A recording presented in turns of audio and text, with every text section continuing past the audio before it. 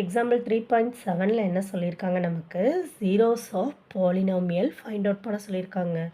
Zeros of பாலினாமியல்னால் என்னென்னு first definition பார்த்துக்கோங்க. Okay, நான் உங்களுக்கு சிம்பிளாக சொல்லிடுறேன்.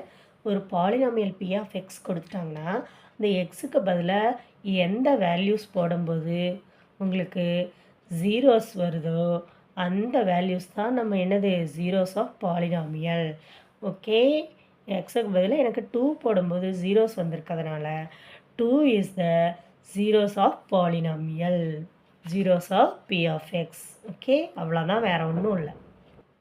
இப்போ எக்ஸாம்பிள் 3.7ல் என்ன கேட்டிருக்காங்க, ஒரு பாலினாமியல் எஃப் ஆஃப் எக்ஸ் கொடுத்துட்டாங்க. F of 1, f of -1, f of 2, f of 3 எல்லாமே ஃபைண்ட் அவுட் பண்ண சொல்லியிருக்காங்க. ஆல்சோ வேணும் the zeros of the polynomial அப்படின்னு சொல்லியிருக்காங்க. அப்போ எக்ஸுக்கு பதிலாக என்ன வேல்யூ போட போகிறோம், அந்த பாலினாமியலில் போயிட்டு 1 போட போகிறோம். அப்போ 1 போட்டிங்கன்னா எக்ஸுக்கு பதிலாக 1 போடும்போது 1² - 4 × 1 + 3 எக்ஸுக்கு இருக்கிற இடத்துல மட்டும் 1 போடணும். ஓகே, இதை ஆட் பண்ணி சப்ராக்ட் பண்ணிங்கன்னா வேல்யூ என்ன வருது, 0.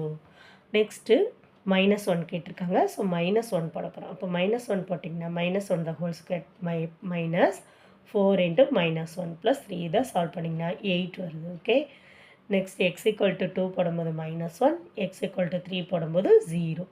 அப்போ இங்கே 2 இடத்துல நமக்கு ஜீரோஸ் வந்திருக்கு. ஓகே, அப்போ ஜீரோஸ் ஆஃப் பாலினாமியல் என்னது, 1ம் 3யும் நமக்கு ஜீரோஸ் ஆஃப் பாலினாமியல். ஓகே, அதை தான் இங்கே எடுத்து எழுதியிருக்காங்க. x = 1லையும் x = 3லையும் 0.